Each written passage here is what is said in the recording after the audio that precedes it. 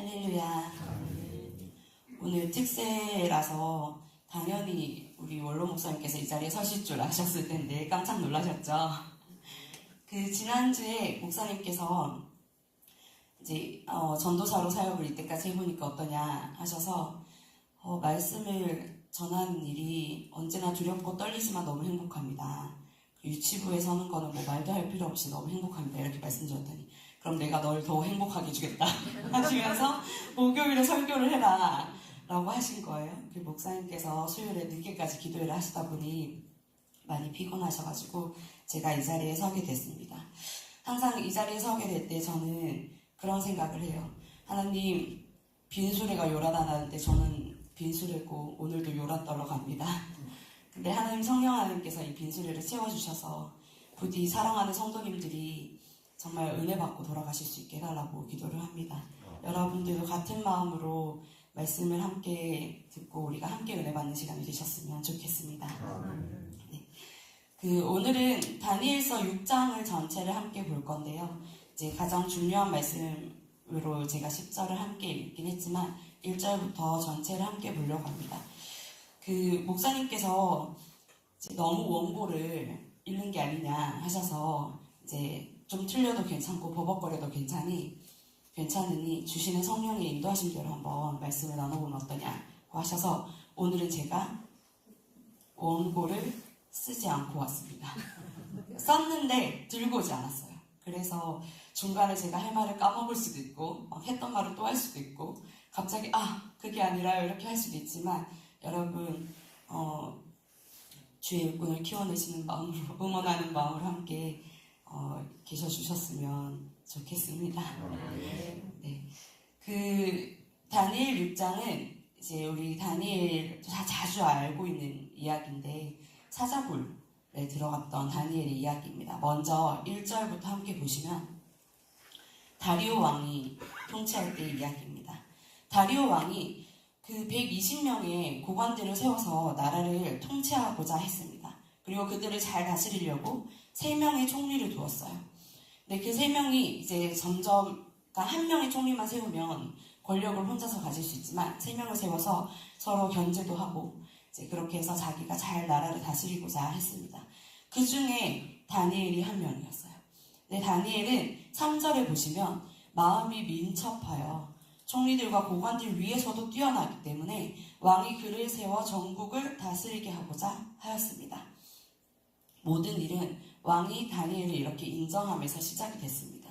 이 민첩하다라는 뜻은 올바른 판단력과 과감한 실천력이 있다고 이제 이야기하는 건데요. 이 다니엘이 워낙에 하나님 말씀 가운데 민첩한 마음이 있어서 이제 인정을 받았어요.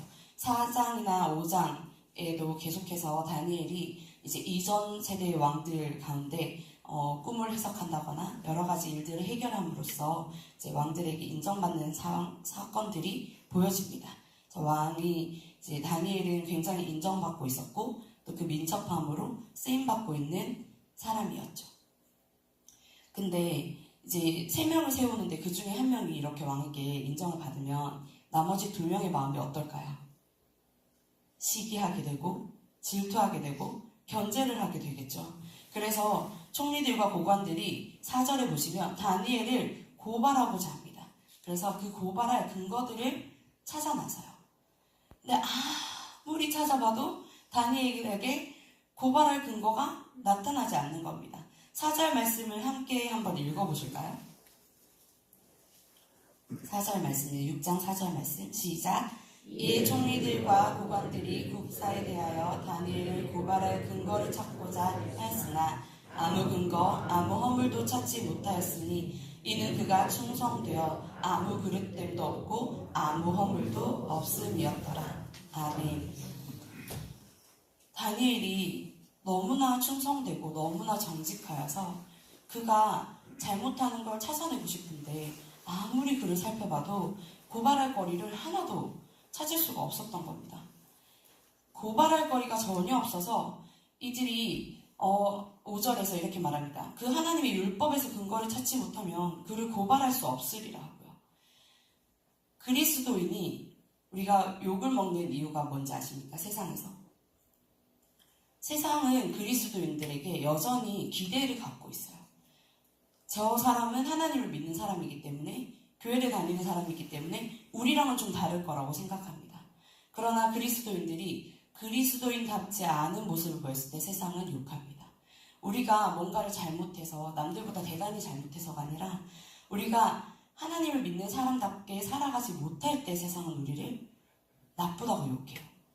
그런데 다니엘은 하나님의 자녀로서 어떻게 살아가느냐를 차치하고 인간적으로 봤을 때 어떤 잘못도 찾을 수 없었어요. 우리는 어떠합니까? 세상을 살아가는 우리의 모습을 한번 돌아볼 수 있었으면 좋겠습니다. 제가 얼마 전에 어떤 강도사님 한 분과, 제가 친하게 지내는 전도사님과 강도사님 다 여자분들이시거든요. 저희 백석에 있는 이제 여자 사역자분들이신데, 한 강도사님과 함께 이제는 논문 지도를 받기 시작해서 교수님을 만나러 천안 백석대학교에 갔습니다. 제가 그 백석대학교에 가가지고 조전도사님이 얼마나 험한 학교 생활을 하시는지 제가 보고 왔는데요. 학교가 캠퍼스가 너무 넓고 한 건물에서 한 건물로 이동하기 위해서 산을 2개를 넘어야 되고 언덕을 넘어야 되고 이렇더라고요. 그래서 우리 조전도사님이 매우 고생하면서 공부를 하는구나 이런 생각을 했는데, 거기 같이 간 강도사님이 제 차를 타고 잠깐 이동을 하는데 제 차에는 십자가의 말씀이 적힌 것이 달려있거든요. 근데 그걸 보면서 전도사님 대단하다, 이런 걸 달고 다니고 그렇게 얘기하는 거예요. 그래서 이걸 다는 게 뭐가 대단하죠? 그랬더니 자기는 운전을 하면서 욕을 그렇게 해가지고 그걸 다 할 수가 없다는 거야. 강도사님인데. 그래서 맨날 차가 막 끼어들거나 앞에서 좀 천천히 가거나 하면 하도 욕을 하니까 옆에서 아들이 강도사 맞아? 이렇게 얘기한다는 거예요. 근데 지금 이게 남의 얘기만은 아니실 거라고 생각이 됩니다. 우리가 살아가면서 그리스도인으로서 나는 어떤 모습으로 살아가는가, 내가 다른 사람에게 그리스도인 같지 않아서가 아니라 그리스도인이 아니어도 욕먹을 짓을 하지는 않는가 한번 생각해 볼 필요가 있다고 생각이 돼요. 다니엘은 그 어떤 것도 허물을 찾을 수가 없었다고 합니다. 그래서 그들이 찾고 찾다가 안 되니까 하나님이 믿는 그리스도인이 그리스도인답게 사는 그 모습을 가지고 고발할 거리를 찾아냅니다. 고발할 거리가 없어서 그리스도인이 그리스도인 다음으로 고발되는 그 억지, 그 억울함, 그것이 사실은 은혜라고 생각됩니다. 우리에게도 그러한 모습이 있기를 소원합니다. 그래서 그들이 이렇게 이야기합니다. 왕에게 나아가서, 왕이여, 조서를 내리셔서 이런 법칙을 하나 정합시다. 30일 동안에 누구든지 왕 외에 어떤 신에게나 사람에게 무엇을 구하면 사자굴에 던져 넣읍시다. 이렇게 이야기를 하는 거예요. 여기서 저는 30일에 주목했습니다. 왜 30일일까? 30일이라면 사실 길지 않은 기간이잖아요. 우리가 쫓아다니면서 누군가의 잘못을 발견하기에 사실은 그리 길지 않은 시간입니다. 30일 동안에 누구든지 라고 이야기했어요. 이 법은 이 사람들이 누구를 공격하기 위해서 만든 것입니까? 다니엘이죠. 그러니까 다른 사람들은 염두에 두지 않았습니다. 기간이 너무 길어지면 사람들이 반발할 수도 있고, 통치하는 다른 여기 120명의 관리들 또한 다른 총리들도 이제 반발할 수 있는 기간이지만, 이 30일이면 사실 적당히 짧은 기간이기도 하고, 또 이제 종교적으로도 30일에 좀 큰 의미를 갖긴 하지만, 저는 이 30일이 다니엘의 어떠한 잘못을 찾아내기에 충분한 시간이라고 생각했을 때 그 또한 저에게 너무나 큰 은혜가 되었습니다. 다니엘이 하나님 앞에 왕 외에 어떤 신에게나 사람에게 무엇을 구하는 일을 30일 안에 무조건 발견할 수 있다는 의미가 된다고 생각해서 너무나 큰 은혜가 되었습니다. 우리를 쫓아다니면서 우리가 하나님 앞에서 너무나 거룩한 일을 하는 것을 누군가가 30일 안에 발견할 수 있을까? 나에게 30일을 주면 나는 대단히 멋진 그리스도인으로서의 모습을 보여줄 수 있을까? 이런 생각들을 하게 되었습니다. 그러나 이들은 알고 있었습니다. 다니엘은 언제나 하나님 앞에 기도하고 항상 하나님을 섬기고, 그러니 그 30일이면 충분히 다니엘이 왕 외에 자신의 하나님에게 예배하는 모습을 발견하기에 충분한 시간이었다는 것입니다. 그래서 왕이 동의를 하고 그 조서에 도장을 찍습니다. 이 도장은 왕이 도장을 찍은 이후에 변하지 않는 변치 못하는 그런 조서입니다. 그래서 30일 동안은 어느 누구도 이 법을 취소할 수 없고 바꿀 수 없죠. 다니엘은 이 조서에 왕의 도장이 찍힌 것을 알고도 오늘 말씀입니다. 자기 집에 돌아가서는 윗방에 올라가 예루살렘으로 향한 창문을 열고 전에 하던 대로 하루 3번씩 무릎을 꿇고 기도하며 그의 하나님께 감사하였습니다. 전에 하던 대로. 다니엘은 왕이 얼마나 큰 권력을 가졌는지, 이 조서가 어떤 의미를 가졌는지 분명히 알고 있었을 것입니다. 그런데 집으로 돌아가 전에 하던 대로 아랑곳하지 않고 자신의 습관을 쫓아 하나님께 기도하였습니다. 어떻게 그럴 수 있습니까? 14절 말씀을 보시면 이제 이 다니엘이 전에 하던 대로 기도하는 것을 분명히 고발하고자 하는 사람들이 발견해내고 왕에게 가서 왕이시여 이런 명령을 내리셨죠? 그런데 다니엘이 이렇게 하였습니다. 라고 했을 때에 14절 말씀에 왕이 말을 듣고 그로 말미암아 심히 근심하여 다니엘을 구원하려고 마음을 쓰며 그를 건져내려고 힘을 다하다가 해가 질 때 이르렀더라 라고 말합니다. 어떻게 다니엘은 전에 하던 대로 이런 일들을 할 수 있었을까요? 이 왕조차 이 조서를 자기가 직접 내리고 도장까지 찍은 이 왕조차도 다니엘을 구원하려고 마음을 쓰며 그를 건져내려고 힘을 다했는데도 해가 질 때까지 해결하지 못한 이 일을, 이게 얼마나 큰 일인지 다니엘은 알고 있었어요. 왕조차도 자기를 구원할 수 없다는 걸 다니엘은 알고 있었을 겁니다. 그런데도 어떻게 그렇게 행할 수 있었을까요? 왕조차 이야기합니다. 16절에 네가 항상 섬기는 너의 하나님이 너를 구원하시리라 하니라. 다니엘을 끌어다가 사자굴에 던져 넣었는데요. 왕이 이렇게 이야기합니다. 너무너무 마음이 아픈 거예요. 왕이 너무나 총애하고 사랑에 맞지 않는 다니엘이 사자굴에 들어가게 되는 모습을 보면서 나는 너를 구하지 못하지만 네가 믿는 너의 하나님이 너를 구할 거야. 그렇게 이야기했습니다. 그리고 어떤 일이 벌어졌습니까? 다니엘이 사자굴에 들어갔을 때 어떤 일이 있었죠? 하나님께서 천사들을 보내요. 사자들을 입을 봉하여서 다니엘은 털끝 하나 상하지 않고 무사히 살아남았습니다. 그래서 이튿날 왕이 저 잠도 못 자고 밥도 못 먹고 기다리다가 달려나가 소리쳐 외치죠. 다니엘아, 네가 항상 섬기는 너 하나님이 이 사자들에 의해서 능히 너를 구원하셨느냐? 그랬더니 다니엘이 안에서 대답합니다. 왕이여, 저는 괜찮습니다. 하나님께서 보내신 천사들이 사자들의 입을 봉하여 나를 상해치 못하였사오니 이는 나의 무죄함이 그 앞에 명백함입니다.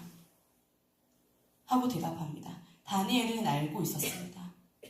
세상의 권력자인 왕도 어떻게 할 수 없는, 자기가 내린 명령임에도 불구하고 나를 구원해 줄 수 없는 왕은 그렇지만 하나님은 능히 나를 건져주실 분이심을 다니엘은 알고 있었던 것입니다. 그러니 다니엘은 어떻게 하면 전에 하던 대로 기도할 수 있었습니까? 세상을 두려워하거나 세상을 다스리는 그 권력을 두려워한 것이 아니라 자신을 지키시는 살아계신 하나님을 두려워했기 때문입니다.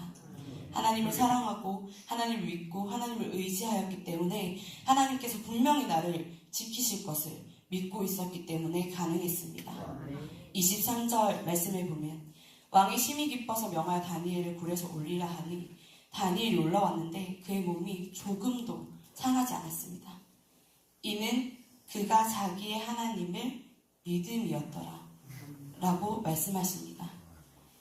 우리도 능히 건져내시는 하나님을 의지하고 좀 믿어보았으면 좋겠습니다. 우리에게 다가오는 문제나 근심 걱정거리를 바라보는 것이 아니라 그것보다 뛰어나신 하나님, 세상에 어떤 누구도 우리를 도와줄 수 없고 나의 힘으로도 해결할 수 없지만 분명히 살아계신 하나님께서는 선하신 하나님으로 우리를 정말 지켜주시고 우리를 구하여 주시고 건져주실 것임을 믿으시는 저와 여러분 되시기를 소원합니다. 그리고 나서 하나님께서는 이 일들까지 행하십니다. 24절 말씀 함께 읽어보실까요? 24절 말씀입니다. 시작. 왕이 말하여 다니엘을 참소한 사람들을 끌어오게 하고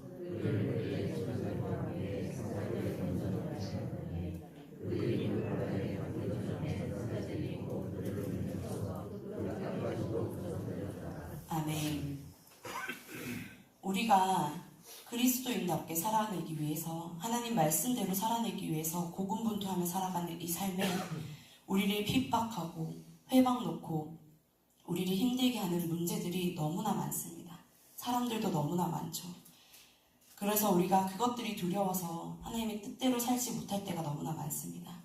하지만 이 말씀을 보았을 때에 정말 하나님만이 우리를 능히 건져내실 수 있는 분이시고, 그분을 믿고 그대로 행하였을 때 사자굴에서 건져내실 뿐만 아니라 이 다니엘을 참소하였던 모든 사람들, 그들뿐만 아니라 그들의 처자들까지도 사자굴에 던져넣어 하나님께서 결국에는 심판하시는 것을 우리가 함께 보게 됩니다. 믿는 주의 신실한 자들을 공격하는 악한 세력을 언젠가는 주님께서 멸망케 하시고, 우리가 갚아줄 필요도 없이 하나님께서 그 모든 일들을 갚아주심을 우리는 보게 됩니다. 그러니 두려워하지 말고 우리를 지키시며 결국은 악한 자들 앞에서 우리를 통하 영광 받으신 하나님을 기억하시는 저와 여러분들이 되시기를 소원합니다. 이제는 왕이 다른 조서를 내립니다. 26절부터의 말씀이신데요. 내가 이제 조서를 내리노라. 내 나라 관할 아래에 있는 사람들은 다 다니엘의 하나님 앞에서 떨며 두려워할지니 그는 살아계시는 하나님이시요 영원히 변하지 않으실 이시며 그의 나라는 멸망하지 아니할 것이요 그의 권세는 무궁할 것이며 그는 구원도 하시며 건져내기도 하시며 하늘에서든지 땅에서든지 이적과 기사를 행하시는 이로써 다니엘을 구원하여 사자 입에서 벗어나게 하셨음이라 하였더라. 아멘. 하나님께서 우리가 하나님의 말씀대로 순종함으로 담대하게 나아가서 두려워하지 않고 전에 하던 대로, 혹은 전에 하지 못하였다면 지금부터라도 하나님의 말씀을 따라 기도하며 끝까지 담대히 나아갈 때에 세상 사람들의 입을 통하여 하나님께서 영광 받으시는 것들을 보여주고 계십니다. 조서를 바꿔서까지 왕이 명령을 내려서 이제는 너희들 하나님을 찬양하여라, 하나님을 섬겨라 하고 이야기하고 있습니다. 우리를 통하여 하나님의 자녀가 하나님의 자녀답게 살아내니 하나님께서 마땅히 받으실 그 영광을 취하시는 것들을 보시며, 우리 또한 우리가 살아내는 이 모습을 통하여 하나님께서 우리를 승리케 하실 뿐 아니라 하나님의 영광을 취하시게 될 것들을 바라며 함께 나아가는 우리가 되었으면 좋겠습니다. 다니엘은 그렇게 전에 하던 대로 하나님 아버지 앞에 기도했습니다. 그런데 하루에 3번씩 하나님께 감사하였다고 나옵니다. 하루에 3번이란 뜻은 무엇입니까? 우리 유치부 친구들에게 안 그래도 이 이야기를 하면서 하루에 3번은 뭘까요? 아침 먹을 때, 점심 먹을 때, 저녁 먹을 때일까요? 라고 했더니 애들이 웃더라고요. 혹은 하루 3번은 아침에 일어나서, 그리고 중간에 퇴근해서 잠자기 전에 일까요? 제가 실컷 이렇게 얘기하고 하루 3번이 뭔지 설명했는데 유치부 친구가 집에 가서 엄마, 전도사님이 하루에 3번 꼭 기도하라고 했어 라고 했다고 합니다. 여러분들은 그러시지 않으실 거죠? 하루에 3번이란 다니엘이 국정을 맡아 바쁜 와중에도 하나님께 시간을 내어 기도했다는 뜻이 됩니다. 그러면 아침에 기도하고 점심에 또 기도하러 올 때까지 마음이 어땠을까요? 하나님의 말씀대로 살아가려고 노력하지 않았겠습니까? 우리가 항상 시간을 내어 언제나 하나님께 기도하는 모습이 이 다니엘이 3번씩 기도하는 그 모습입니다. 그리고 그는 이 조서가 내려졌음에도 불구하고 두려워하지 않고 하나님 앞에 나아가 하던 대로 하루에 3번을 기도하며 감사했습니다. 이 기도의 태도가 우리의 태도가 되기를 소원합니다. 우리에게 어떤 환경과 상황이 다가온과 상관없이 하나님을 신뢰함으로 하나님께서 늘 함께 하시고 지키실 것을 믿고 하나님 앞에 나아가 매일의 삶 가운데 순간순간 하나님을 놓지 아니하고 계속해서 기도하며 그 기도 가운데 끊임없이 하나님께 감사함으로써 28절에서 이 고레스 왕의 시대에 이가 형통하였다고 말씀하신 것처럼 우리 또한 형통한 삶을 살아낼 수 있기를 소원합니다. 다니엘의 이 6장에서의 삶을 볼 때에 우리는 누군가가 생각납니다. 죄가 없이 고발당하고 고난당하고 동굴에 갇히고 돌로 막혔다가 다시 아침에 나온 이 다니엘의 일들을 보면서 누가 생각이 납니까? 네, 예수님이 생각납니다. 예수님은 죄가 없으시고 그럼에도 불구하고 우리의 죄 때문에 이 땅에 오셔서 고난 받으시고 무덤에 갇히시고 사흘 만에 다시 살아나셔서 나오셨습니다. 예수님은 타협하지 않으셨고 고난 가운데 굴복하지 않으셨으며 약속하신 대로 우리를 위해서 계속해서 하나님 말씀에 순종하셨던 그 모습 그대로 순종하심으로 우리의 죄를 구원하여 주셨습니다. 그 사망 권세를 이기신 우리 예수님이 우리의 편입니다. 계속해서 우리를 지키시고 우리를 도우십니다. 선한 목자 되신 그분은 계속해서 우리를 인도하십니다. 목숨을 바쳐 지켜주십니다. 그분이 우리 편이고 우리와 함께 하심으로 우리는 누구를 두려워해야 하는지 이 시간 기억하시길 소원합니다. 세상보다 하나님을 두려워하고 신뢰하며 다니엘처럼 그렇게 살아갈 수 있는 저와 여러분 되시기를 소원합니다. 말씀을 마무리하고자 합니다. 오늘 우리가 함께 본 다니엘처럼 그리스도인이 그리스도인인 것, 그것 말고는 도대체 흠잡을 것이 없어서 하나님을 잘 믿는 믿음으로 선함으로 트집 잡혀서 억울하게 욕먹는 우리가 되길 소원합니다. 그 와중에 다가오는 모든 핍박과 여러 가지 어려움이 있더라도 사자굴과 십자가에 비교하면 아무것도 아님을 기억하며 사자굴에서 지키신 하나님을 신뢰하고 십자가를 이기신 예수 그리스도를 의지함으로 단대의 모든 상황과 환경에 개의치 않고 기도하며 나아가는 우리가 되길 소원합니다. 더 나아가 항상 어느 때나 그럼에도 불구하고 감사함으로 하나님께 은혜를 구하며 나아가는 우리가 되어 믿지 않는 사람들이 우리를 보고 살아계신 하나님을 찬양하게 되는 형통한 삶, 복된 삶 살아내는 저와 여러분이 되시길 소원합니다. 기도하겠습니다.